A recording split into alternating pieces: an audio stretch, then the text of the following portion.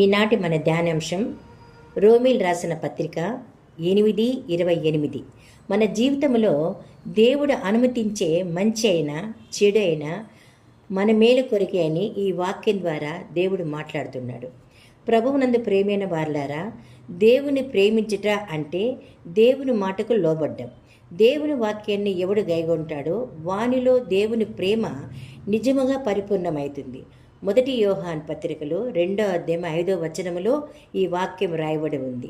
దేవుని ప్రేమించేవారు దేవుని మాటలు ఆజ్ఞలు అనుసరించాలి. అనుసరించిన వాడు అపవాది సంబంధి.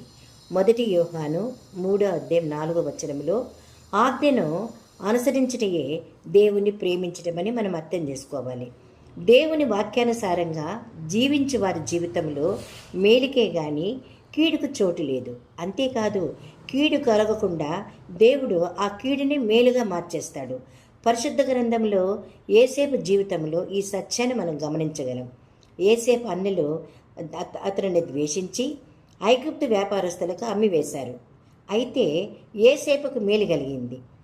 ఆదికాండము 39వ అధ్యాయము 4వ అధ్యాయము 6వ వచనములో పోతీఫరు ఇంట్లో బానిసగా ప్రవేశించిన యోసేపు ఆ ఇంటికే ఆశీర్వాదమైపోయినాడు. ఆ ఇంటి యజమాని కంటే ఉన్నత స్థానములు దేవుడు యోసేపును ఉంచేశాడు. తన బిడ్డ పట్ల దేవుని కృప ఎంత గొప్పదో ఒకసారి పరిశీలించండి. అయితే పోతీఫరు భార్య యోసేపుపై కన్నువేసి అతనిని పాపంలోనికి లాగాలని ప్రయత్నం చేసింది. 1 కొరింథీ 6:18 ప్రకారం జారత్వం నుండి దూరంగా పారిపొమ్ము అన్న దేవుని మాట ప్రకారం అతడు పారిపోయాడు. కానీ యోసేపు పాపం చేస్తున్నాడని అపనిందలు వేసి అతన్ని జైల్లో వేశారు. ఆదికాండము 39వ అధ్యాయము 7-20 వచనములో చూడండి. ఆయనను ఈ శ్రమ యోసేపుకు మేలుగానే మార్చబడింది. ఎవరు మర్చిపోయినా యోసేపు శ్రమను బాధను ఎవరు పట్టించుకోకపోయినా నిరంతరము మనల్ని ప్రేమించే దేవుడు యోసేపు పరిస్థితిని మార్చివేసేశాడు. ఎంత గొప్ప దేవుడు చూడండి.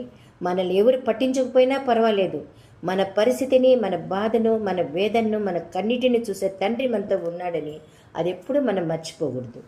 తగిన సమయంలో యోసేపుని వెలుపలికి రప్పించి ఐగుప్తు దేశానికి అధికారంగా దేవుడు చేశాడు. ఆదికాండము 41:1-46 వచనం ఒకసారి చూడండి. తనకు కీడు చేసిన అన్నలకు ఆహారమును ఇచ్చేవాడుగా దేవుడు చేశాడంట. ఎంత గొప్ప అద్భుతం చూడండి. ఆదికాండం 45వ అధ్యాయం 4వ వచనములో అన్నలు కీడుకు తలపెట్టిన యోసేపుని దేవుడు మేలు చేసేవాడుగా దేవుడు చేశాడు. రోమీలు రాసిన పత్రిక 8:28లో దేవుణ్ణి ప్రేమించే వారికి, ఆయన సంకల్పం చొప్పున పిలువబడిన వారికి సమస్తము సమకూడి జరుగుతుందని మనం తెలుసుకోవాలి. అప్పుడే దేవుణ్ణి ప్రేమించడం అవుతుంది.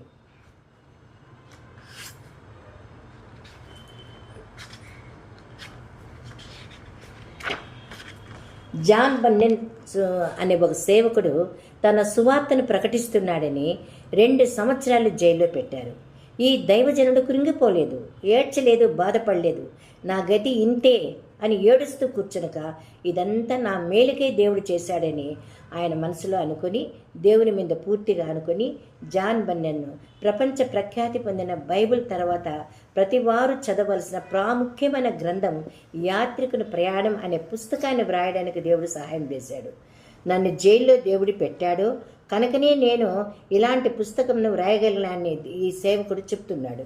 దేవుడు 2 సంవత్సరాలు చెరసాలకి పంపి ఏకాగ్రతతో ఈ పుస్తకంను సిద్ధపరచడానికి దేవుడు నాకు సహాయం చేశాడని జాన్ బన్నెను అందరితో సాక్షిగా మారిపోయాడు.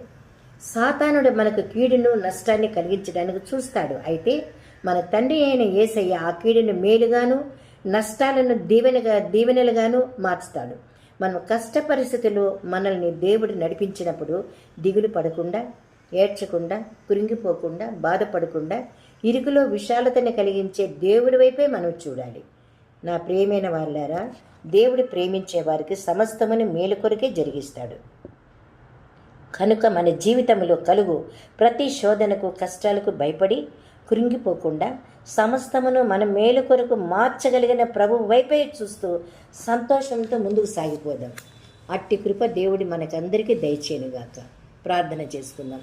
తండ్రి అయిన దేవా, ఇంతవరకు మీ సందేశం ద్వారా మా అందరితోనూ మాట్లాడినందుకు మీకు మా హృదయపూర్వకమైన కృతజ్ఞతలు చెల్లిస్తున్నాం. ఈ సందేశం విన్న ప్రతి బిడ్డల జీవితంలో దీవెనకరమైనగా ఉండునట్లు సహాయం దయచేయండి. వాక్యం ద్వారా మమ్మల్ని బలపరిచినందుకు మీకు మా హృదయపూర్వకమైన కృతజ్ఞతలు చెల్లిస్తూ యేసు నామమున ప్రార్థించి వేడుకుంటున్నాం తండ్రి. ఆమేన్.